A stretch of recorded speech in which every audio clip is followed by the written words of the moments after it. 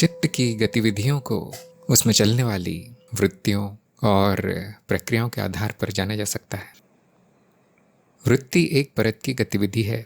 वो परत क्या कार्य करती है उसी को वृत्ति कहा जाता है। परत में कई प्रक्रियाएं चल सकती हैं और सभी प्रक्रियाओं का मिला जुला फल जो आता है उसे हम वृत्ति कह देते हैं। जो उसका परिणाम निकला है उन प्रक्रियाओं का, वो उस परत की वृत्ति है। वृत्ति कभी रुकती नहीं। ये एक मान्यता है जनमानस में कि वृत्तियों को रोका जा सकता है, लेकिन वृत्तियों को नहीं रोका जा सकता। वो कभी कम कभी अधिक हो जाती है। बस कोई ना कोई प्रक्रिया चलती रहती है और इसीलिए कोई ना कोई वृत्ति चलती रहती है।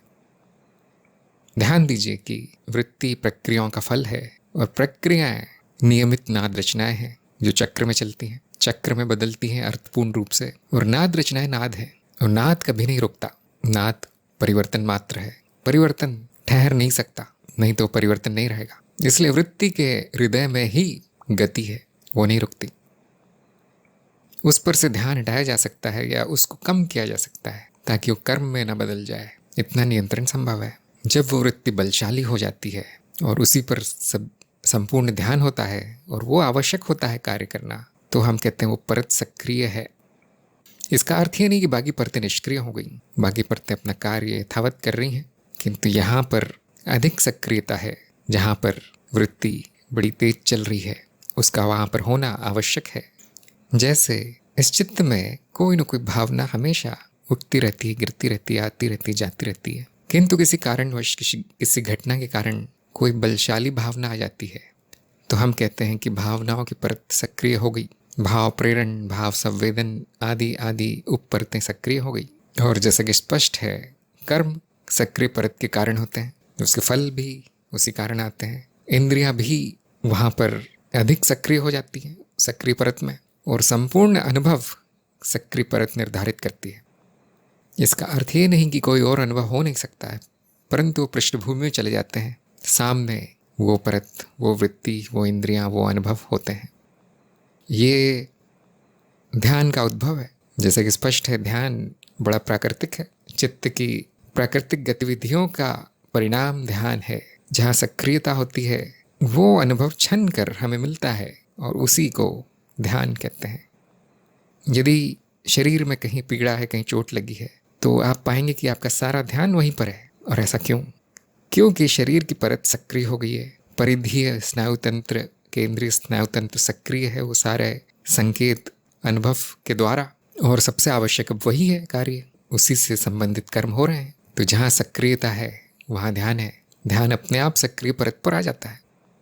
ध्यान कोई विशेष क्रिया नहीं है। ध्यान एक खिड़की की तरह है जो जहाँ पर भी सक्रिय परत होगी वहाँ सरक जाती है वो खिड़की, और बाकी अनुभव थोड़े से क्षीण हो जाते हैं।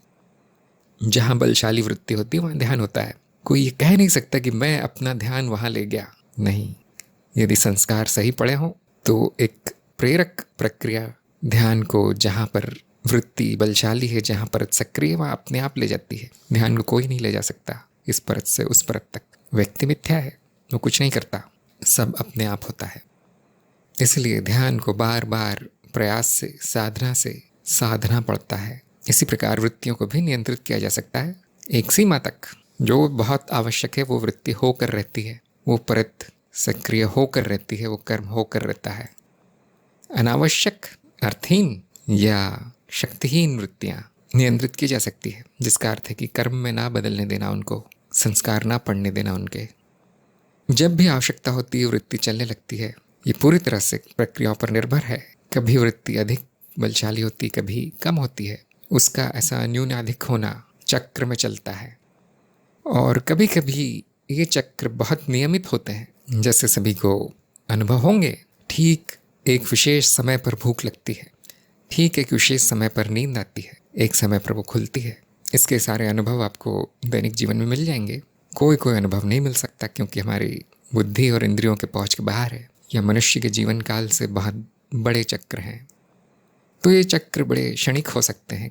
जैसे आपको किसी के फ़ोन नंबर की आवश्यकता है, अब स्मरण की वृत्ति तुरंत चलने लगती है, वो प्रक्रियाएं चलने लगती है, स्मृति में से वो नंबर खींच के लाती है और आपके अनुभव में वो प्रकट होता है। ये क्षणिक है, उसके बाद ऐसा कुछ होता नहीं। इसका अर्थ ही नहीं कि स्मरण की वृत्ति समाप्त हो गई, अब उसका कोई काम नहीं है, इसलिए वो पृष्ठभूमि में चली गई। कुछ न कुछ स्मरण आता ही रहता है। आपने ये देखा होगा, जिसका ध्यान तेज है, अच्छा है, साधना है जिसकी, वो ये सब देख सकता है, अनुभव ले सकता है। क्षणिक चक्र है वृत्तियों के।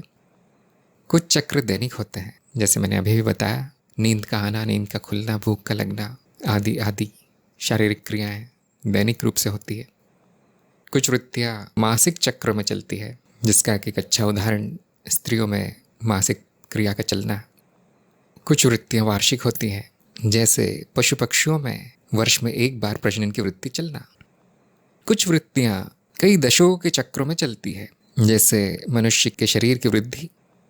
कुछ वृत्तियाँ एक शताब्दी तक चलती है, जैसा कि जन्म और मृत्यु। और कई वृत्तियाँ ऐसी भी हैं जो कई युगों के चक्रों में चलती हैं। इनके बारे में प्रमाण देना संभव नहीं होगा। और युग भी बड़ा छोटा सा अंतराल है चित्त की आयु को देखते हुए। युगों से भी बड़े अंतराल में चित्त की प्रक्रियाएं चलती हैं। अब इसमें एक मोटा सा नियम देखने को मिलता है कि जितनी ऊंची परत होगी उसमें उतने बड़े बड़े चक्र मिलने की संभावना हो जाती है। जैसे जन्म मृत्यु की जो वृत्ति चल रही है वो कारण शरीर के परत में दिखाई पड़ेगी। और जो कई युगों में होता है, जैसे युगों का बदलना आदि आदि, ये महाचित्त में चलती हुई वृत्तियां हैं। और प्रलय महाप्रलय आदि का होना विश्व चित्त की वृत्ति है, वहाँ पर चलती हुई प्रक्रियाएं हैं। ऐसी वृत्तियां, ऐसे चक्र होते होंगे, ये अनुमान लगाया जा सकता है, क्योंकि नाद सबका आधार है और नाद चक्र में है, तो सभी वृत्तियां स्वाभाविक रूप से चक्र में होंगी। ये कोई बहुत बड़ी आश्चर्य की बात नहीं है। प्रक्रियाएं और वृत्तियों में थोड़ा सा भेद होता है। हमें अनुभव वृत्ति का होता है, जैसे भूख लगने की वृत्ति बार बार आती है, दिन में 2-3 बार चक्र में, और केवल भूख का अनुभव होगा आंतरिक इंद्रियों के द्वारा। लेकिन उस भूख को प्रेरित करने के लिए कई तरह की प्रक्रियाएं चल रही होंगी, जैसे रक्त में शक्कर कितनी है, शरीर में ऊर्जा कितनी बची है, पेट खाली है, भरा हुआ है, समय क्या है, दिन का समय, या कोई गंध आ रही है, खुशबू खाने की, तुरंत भूख लग जाती है। तो ये प्रेरक प्रक्रियाएं चल रही हैं, सांकेतिक प्रक्रियाएं चल रही है। जो भी हमने नाम गिनाए थे प्रक्रियाओं के, कई ऐसी प्रक्रियाएं चल रही है जो अंत में भूख का अनुभव करवाती है। तो वो प्रक्रियाएं दिखती नहीं है, कभी कभी अदृश्य हो सकती हैं वो सारी प्रक्रियाएं। जैसे स्मरण का उदाहरण दिया, तो कौन सी प्रक्रिया है जो स्मरण दिलवाती है, स्मृति से पढ़कर जानकारी ले आती है अनुभव में, वो कभी नहीं दिखेगी। केवल इतना हमें ज्ञान होगा कि हाँ, मुझे स्मरण हो गया, वृत्ति का सीधा अनुभव हो जाता है। क्योंकि वृत्ति कई प्रक्रियाओं से मिलकर बनी है, इसलिए वृत्ति को एक प्रक्रिया कहा जा सकता है, जिसका कि हमने नाम यौगिक प्रक्रिया रखा है। प्रक्रियाओं के प्रकार बताते समय वृत्ति एक यौगिक प्रक्रिया मात्र है, और सभी परतों में यौगिक प्रक्रियाएं चल रही हैं, जिनको वृत्ति कहते हैं। और चित्त का व्यवहार जीव का व्यवहार है। जीव के कर्म व्यवहार इन प्रक्रियाओं, इन वृत्तियों, इन परतों द्वारा निर्धारित होते हैं। एक तरह का बहुत जटिल यंत्र है, कंप्यूटर जैसा है, रोबोट जैसा है। जिसको ये ज्ञान हो जाता है वो जान जाता है कि ये मनो शरीर यंत्र है, और जो अज्ञानी है वो इसी को मैं मान लेता है, क्योंकि इतना जटिल है। अज्ञानी मनुष्य सोचता है ऐसे कैसे हो सकता है, सब कुछ तो मैं ही करता हूँ, मैं जीवित हूँ, मेरी इच्छाएं हैं आदि आदि। ऐसा भ्रम ये चित्त की परत दिलाती है कि एक मनुष्य है, एक व्यक्ति है जो सारे कार्य सोच समझ के करता है अपनी इच्छा से। ये बहुत बड़ा ज्ञान है, यांत्रिक है। इन चक्रों के अलावा दिन भर में सभी परतें सक्रिय निष्क्रिय होती रहती हैं दिन के समय के अनुसार। इस चक्र को देखना आसान है बाकी चक्रों की तुलना में, क्योंकि बाकी चक्र बहुत बड़े बड़े हैं, लंबे लंबे हैं। इस चित्र में कुछ मुख्य वृत्तियां बताई गई हैं जो कि 24 घंटे में कैसे बदलती हैं वो दिखाया गया है।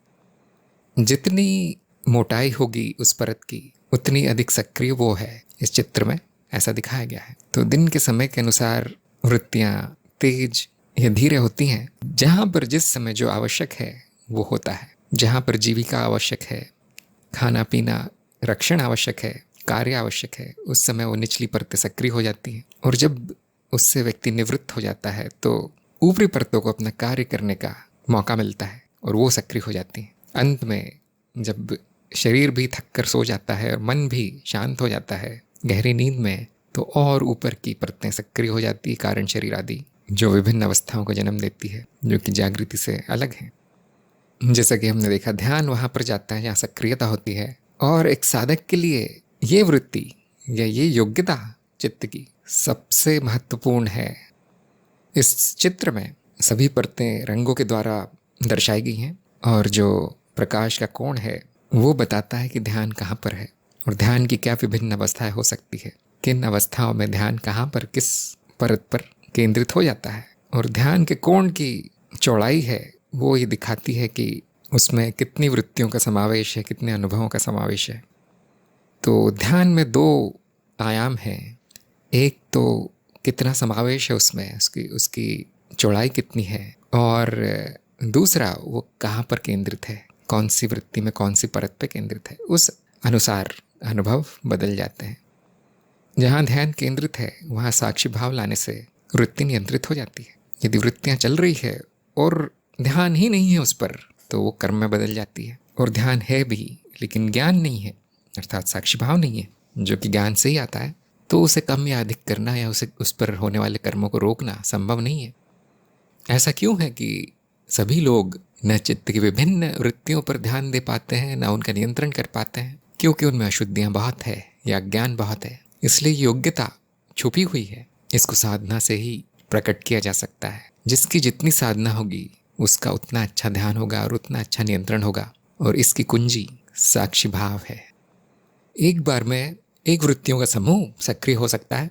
उस मिली जुली अवस्था को हम चित्त की अवस्था कहते हैं या केवल अवस्था कहते हैं। चित्त की अवस्थाएं वृत्तियों द्वारा निर्धारित होती है। एक अवस्था में एक विशेष प्रकार की वृत्तियां चलती हैं और दूसरी अवस्था में दूसरे प्रकार की वृत्तियां चलती हैं। इस प्रकार हम वृत्तियों का वर्गीकरण करें तो अवस्था कहलाती है। और क्योंकि वृत्तियां चक्रीय हैं तो अवस्थाएं भी चक्रीय हैं, आती है जाती है, कभी कभी बड़ी नियमित होती है। और जिनका नियंत्रण आ गया है चित्त पर, वृत्तियों पर, वो कोई भी अवस्था प्रेरित कर सकते हैं और अवस्थाओं पर भी नियंत्रण कर सकते हैं। अभी इस समय चित्त की क्या अवस्था होनी चाहिए वो उनके नियंत्रण में रहता है। ये साधना द्वारा संभव है। अक्सर चित्त में चलने वाली प्रक्रियाएं ही निर्धारित करती है क्या वह अवस्था होगी उस व्यक्ति की, उस चित्त की, और वो क्या कर्म करेगा। वैसे तो अवस्थाएं कई हैं, किंतु उनको 3 मुख्य भागों में बांटा जा सकता है, जो कि सभी की जानी पहचानी अवस्थाएं हैं: जागृति, स्वप्न और निद्रा। तो सभी का अनुभव होगा कि जागृति में विभिन्न तरह की वृत्तियां चलती हैं, शारीरिक, मानसिक, और स्वप्न में भी कुछ वृत्तियां चलती है जो थोड़ी अलग होती हैं, और निद्रा अवस्था में पूरी तरह से अलग तरह की वृत्तियां चलती हैं जो जागृति स्वप्न में नहीं चलती। और इन 3 मुख्य अवस्थाओं के भी भाग हैं। जागृति में भी तरह तरह की अवस्थाएं आती हैं जाती हैं, स्वप्न भी कई प्रकार के हैं और निद्रा भी कई प्रकार की है, जिसके बारे में हम आने वाले अध्याय में बात करेंगे। इस ज्ञान का प्रयोग, चित्त के ज्ञान का प्रयोग साधक के जीवन में किया जा सकता है, क्योंकि ये विज्ञान है। जीवन को अच्छा करने के लिए उसका प्रयोग किया जा सकता है।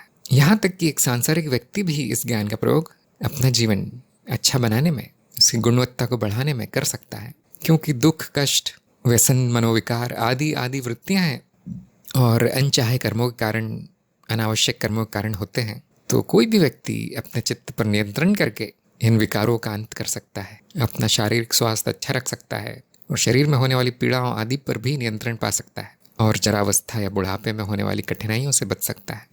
किंतु इस विज्ञान का सबसे अच्छा उपयोग आध्यात्मिक क्षेत्र में है। जैसे ज्ञान मार्ग पर श्रवण, मनन, निधिध्यासन विधि है ज्ञान प्राप्त करने की, ज्ञान में रहने की। और श्रवण के लिए ध्यान चाहिए, सभी वृत्तियों पर नियंत्रण चाहिए। मनन के लिए भी एक ही विषय पर ध्यान देना बहुत आवश्यक है लंबे समय तक। निधिध्यासन में भी आपका ध्यान ज्ञान पर होना, साक्षी भाव में होना, मैं कौन हूँ ये याद रखना, स्मरण रखना आवश्यक है। और इसमें भी चित्त की वृत्ति पर नियंत्रण आवश्यक हो जाता है, और यहाँ पर इस विज्ञान का प्रयोग किया जा सकता है। आप देख सकते हैं कि ज्ञान मार्ग इन योग्यताओं पर आधारित है, और ज्ञान मार्ग में ही इन योग्यताओं को बढ़ाना सिखाया जाता है। कभी कभी योग मार्ग में ध्यान आदि की योग्यता बढ़ाई जाती है। कर्मों पर यदि आप नियंत्रण चाहते हैं तो चित्त वृत्ति पर नियंत्रण आवश्यक है, क्योंकि वृत्ति ही कर्मों का कारण है। वृत्ति भी सूक्ष्म कर्म है जो अंत में स्थूल कर्म में कर्मेंद्रियों द्वारा बदल जाता है। जो भी आपके जीवन में अनावश्यक है वो अनावश्यक वृत्तियों के कारण, अनावश्यक इच्छाओं के कारण है, जो कि चला रही है जीवन को मशीन की तरह, यंत्र की तरह। उसका अंत संभव है इन प्रयोगों द्वारा। इसी प्रकार कर्म फल का अंत संभव है, कर्मों पर नियंत्रण संभव है। और इसके कुछ उन्नत प्रयोग भी हो सकते हैं, जैसे ऊपरी लोकों का ज्ञान लेना, ऊपरी परतों का ज्ञान लेना, कारण शरीर और उसके ऊपर की परतों का, जो कि आम व्यक्ति के पहुंच के पूरी तरह बाहर है। साधक ही कर सकता है अपने ध्यान को वहां ले जाकर। इसी प्रकार मनुष्य योनि समाप्त होने पर अन्य लोकों में वास करने की यदि इच्छा है और फिर से दोबारा नीचे की परतों पर अवतरण की इच्छा नहीं है, तो ये एक तरह का नियंत्रण है चित्त पर, ताकि वो वापस निचली योनियों में ना जाए। ये एक उन्नत प्रयोग है।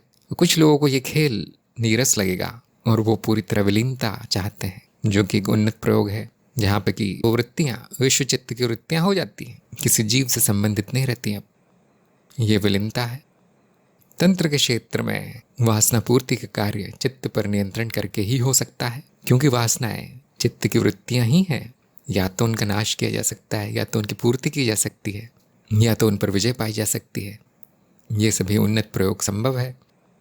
ज्ञान मार्ग में हमारा लक्ष्य ज्ञान प्राप्त करना है, इसलिए चित्त पर नियंत्रण जब आ जाए, सिद्धियां आ जाए, तो उनका प्रयोग हम ज्ञान लाभ के लिए करते हैं और अधिक ज्ञान लेने के लिए, या फिर ज्ञान प्रसार में करते हैं, बाकी लोगों को ज्ञान देने के लिए, शिष्यों के कल्याण के लिए, सभी विघ्न बाधाएं हटाने के लिए उनके मार्ग से।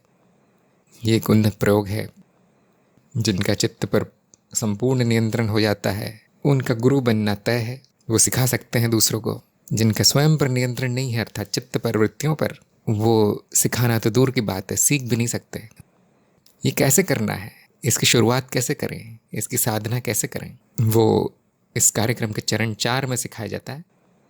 इन अवस्थाओं के विस्तार में जाएंगे, देखेंगे कैसी अवस्था है, वो करती क्या है। क्योंकि प्रयोग तब तक सफल नहीं हो सकते जब तक आपको ज्ञान ना हो। ज्ञान का आधार अप्रोक्ष अनुभव है। जब तक आपको आ नहीं जाता अपना स्वयं का अनुभव देखना, तब तक न प्रयोग होंगे न नियंत्रण आएगा।